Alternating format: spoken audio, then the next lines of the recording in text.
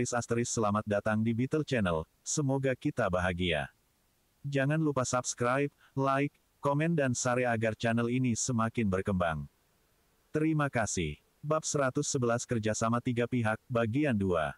Penghinaan Hou Haitao terhadap Li Xiyu tumbuh, bahkan lebih, ketika dia melihat Feng Yu. Remaja ini seharusnya masih sekolah, dan dia adalah teman Li Xiyu. Li Xiyu ini semakin parah. Direktur Hou, ini adalah teman saya yang saya ceritakan. Direktur Feng Yu dari Taihua Trading.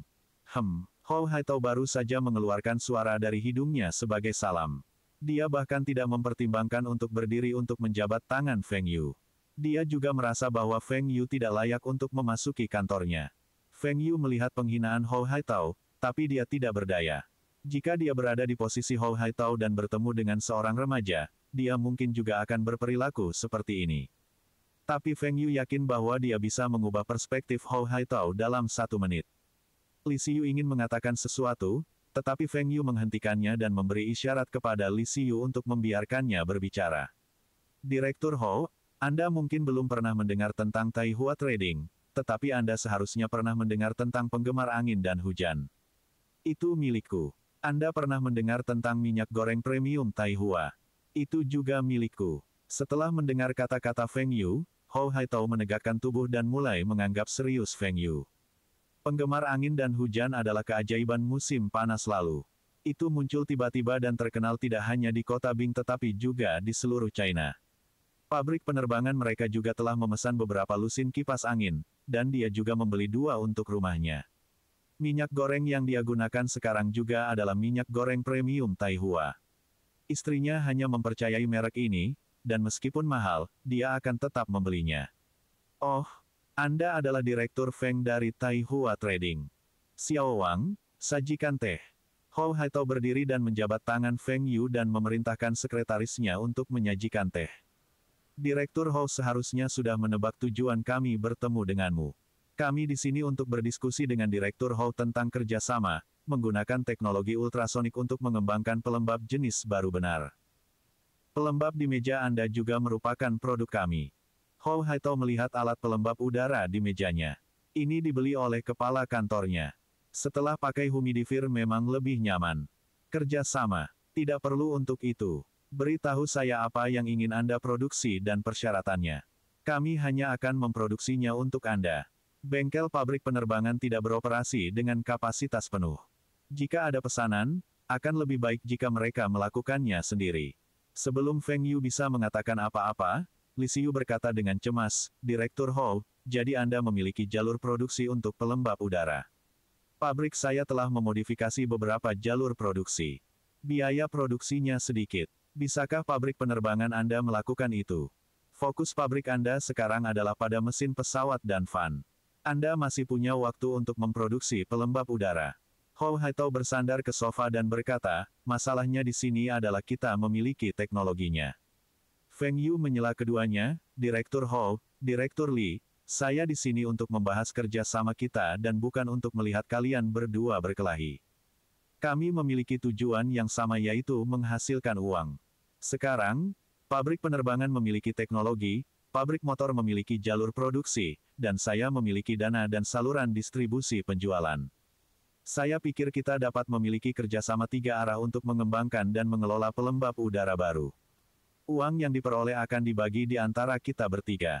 Kerjasama. Bagus. Tetapi untuk mengembangkan produk baru, teknologi adalah yang paling penting. Jadi, pabrik penerbangan harus mendapatkan setengah dari keuntungan, dan kalian berdua harus berbagi sisanya. Mustahil. Anda melakukan upaya paling sedikit. Bagaimana Anda bisa mengambil setengah dari keuntungan?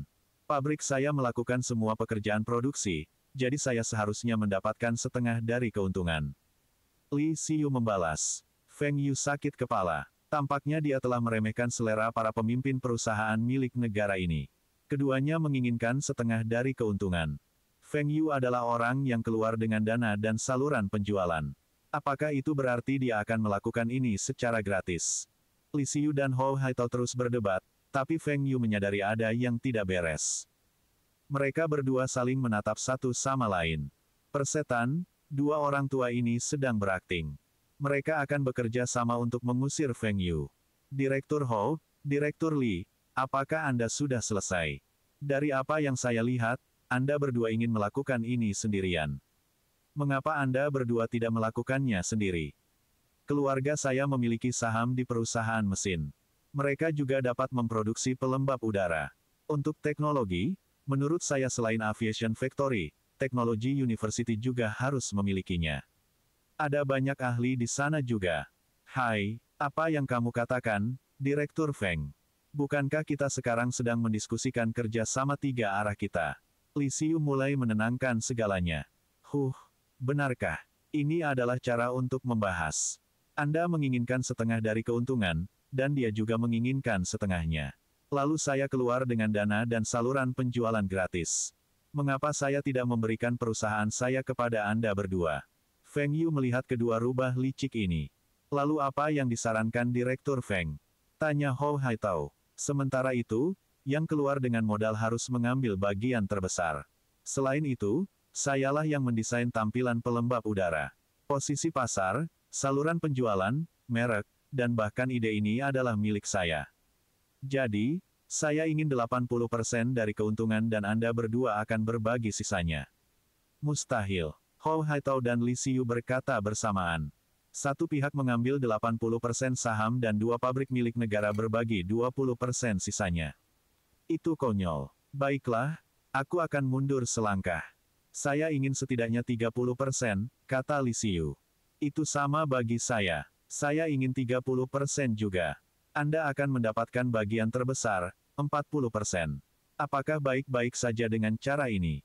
Feng Yu mencibir dan menatap kedua pria tua yang licik ini. Keduanya akan mendapatkan 60% saham. Jika mereka bekerja sama, mereka dapat mengesampingkan keputusan apapun yang dibuat Feng Yu. Aku juga akan menyerah. Kalian masing-masing akan mendapatkan 15% paling banyak. Saya ingin 70%. Karena semua orang mengajukan tuntutan yang tidak masuk akal, Feng Yu ingin melihat apakah mereka berani mengeluarkannya dari proyek ini dan melakukannya sendiri. Direktur Feng, jangan terlalu serakah. Ini kerja sama tiga arah dan sare yang kami inginkan sudah di bawah sepertiga. Hou Haitao berkata dengan dingin. Betulkah? Tetapi upaya Anda tidak bernilai sepertiga sama sekali. 25%. Saya ingin 25%. Li Xiu berkata. Dia menambahkan, saya tidak dapat menjawab yang lain di pabrik jika kami mendapatkan kurang dari ini. Sebelum Hou Haitao mengatakan apapun, Feng Yu tertawa, Direktur Hou juga ingin 25%. Aku akan jujur dengan kalian berdua. Saya harus mendapatkan lebih dari 50% bagian untuk pelembab jenis baru ini, dan saya menjamin Anda berdua bahwa keuntungan Anda setiap tahun tidak akan kurang dari 1 juta rubel. Berapa banyak? Mata Hou Haitao tumbuh lebih lebar. 1 juta rubel. Masing-masing dari Anda akan memiliki 20% saham masing-masing. Pabrik penerbangan akan melakukan penelitian dan pengembangan, pabrik motor akan melakukan produksi. Saya akan keluar dengan dana dan bertanggung jawab atas penjualan. Jika saya menyerahkan proyek ini kepada salah satu dari Anda, dapatkah Anda menjamin keuntungan 1 juta rubel? Juga, hasil penelitian dan pengembangan yang dilakukan oleh pabrik penerbangan akan menjadi milik saya. Sayalah yang telah memikirkan ide ini, dan sayalah yang mendanai penelitian dan pengembangan ini. Jadi, hasil harus menjadi milik saya. Anda berdua dapat menikmati keuntungan berdasarkan saham Anda. Saya dapat menandatangani kontrak 10 tahun dengan Anda berdua, yang menyatakan bahwa akan ada keuntungan setidaknya 1 juta rubel setiap tahun. Feng Yu sengaja mengatakan rubel dan bukan dolar AS. Dia tahu bahwa rubel akan sangat terdepresiasi 2 tahun kemudian.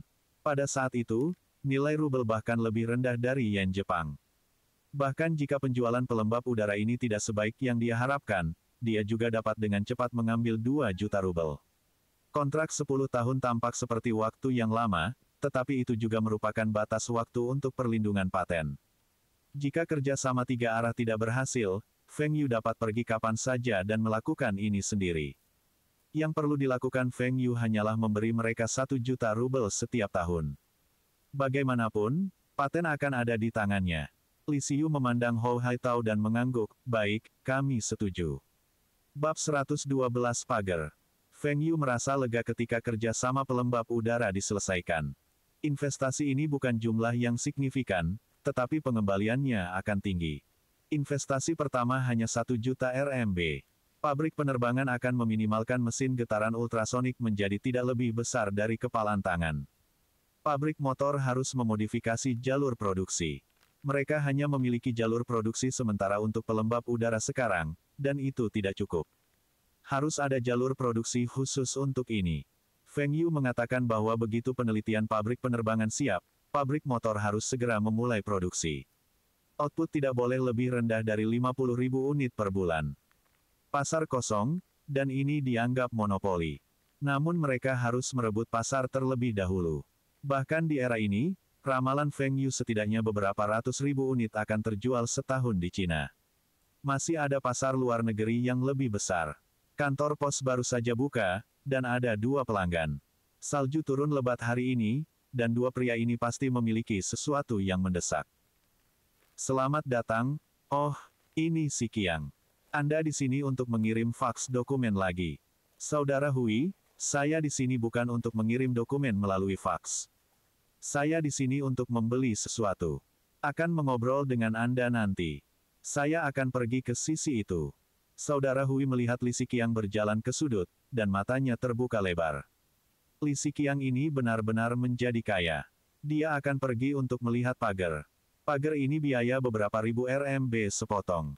Tapi karena Li Siqiang bisa mengendarai mobil sekarang, dia pasti bisa membeli pagar. Saudara Qiang, kamu di sini. Pagar ini baru saja tiba. Yang mana yang ingin kamu lihat? Hanya ada pagar numerik, dan Feng Yu kecewa. Pagar karakter Cina hanya tersedia pada tahun berikutnya. Tapi pagar ini seharusnya cukup untuk saat ini. Itu lebih baik daripada tidak bisa menghubunginya jika ada keadaan darurat. Berapa banyak yang kamu punya? Feng Yu bertanya. Staf memandang Feng Yu. Siapa anak sombong itu? 1 pagar tidak cukup untuknya. Sun Wenwen, berapa banyak pagar yang kamu miliki? Li Siqiang bertanya lagi. Mata Sun Wenwen membesar, Saudara Qiang, apa maksudmu? Anda membeli beberapa? Feng Yu tersenyum dan berkata, tidak sedikit. Kami membutuhkan sekitar 20. Nada bicara Feng Yu santai, dan dia telah menyela Sun Wenwen. Dia berpikir dalam hati, apa? 20 pagar. 1 pagar berharga 4,000 RMB. Anda ingin 20. Maka itu akan menjadi 80.000 RMB. Anak ini tidak tahu betapa mahalnya pagar ini. Ini 80.000 RMB. Pernahkah Anda melihat 80.000 RMB? Anak muda, pagar ini berharga 4.000 RMB. Sun Wenwen berkata kepada Feng Yu. 4.000 RMB. Itu tidak mahal. Saya ingin 20. Keluarkan. Aku mau melihat. Feng Yu mengira pagar akan menelan biaya setidaknya 5.000 RMB. Sepertinya harga lebih rendah dibandingkan tahun lalu. Saudara Qiang, siapa anak ini? Berhenti bercanda denganku. Jika bukan karena Li Siqiang, dia akan memarahi mereka dengan gila. Anak ini sombong. Sebuah pagar berharga 4,000 RMB, dan dia menginginkan 20. Dia berpikir bahwa ini adalah 4 mainan RMB. Ini adalah saudara ipar saya. Dia tidak bercanda denganmu. Kami membeli untuk perusahaan. Apakah Anda memiliki 20 buah? Keluarkan mereka. Feng Yu telah berdiskusi dengan Li Siqiang.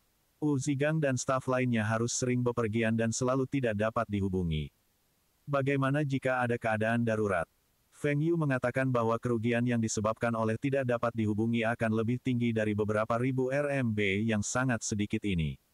Selain itu, Tai Hua Trading telah menghasilkan banyak keuntungan tahun ini, dan Feng Yu ingin memberi penghargaan kepada Wu Zigang dan para staf.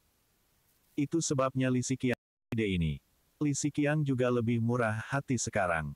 Dia tinggal di apartemen besar, mengendarai mobil kecil, dan status orang yang dia temui sekarang lebih tinggi. Bagaimana dia bisa melupakan staf yang telah bekerja keras bersamanya? Sun Wenwen mendengar Li Siqiang dan berkata dengan malu, Saudara Qiang, kami tidak memiliki 20 pagar.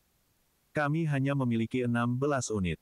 16 unit. Sudah cukup juga. Feng Yu melambaikan tangannya dan berkata, ambil semuanya untukku. Pada saat itu, seseorang masuk ke kantor pos dan datang ke konter penjualan Sun Wenwen. Hei gadis, kamu menjual pagar di sini. Beri aku yang paling mahal. Dia telah mengatakan itu dengan suara keras. Seolah-olah dia takut orang lain bisa mendengarnya. Pemutar paling mahal. Tidak bisakah dia membaca tanda di dinding? Setiap pagar dijual seharga 4.000 RMB.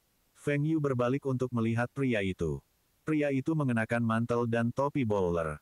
Tidak ada yang aneh dengan pakaiannya, tetapi Feng Yu tidak bisa menerimanya ketika dia membuka mulutnya untuk memamerkan dua gigi emasnya.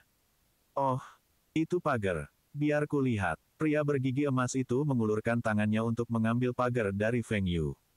Feng Yu melangkah mundur. Orang ini tidak sopan. Tidak bisakah dia melihat bahwa saya memegang pagar? Tidak bisakah dia memintanya dengan baik? Pria gigi emas itu tidak berharap Feng Yu menghindarinya.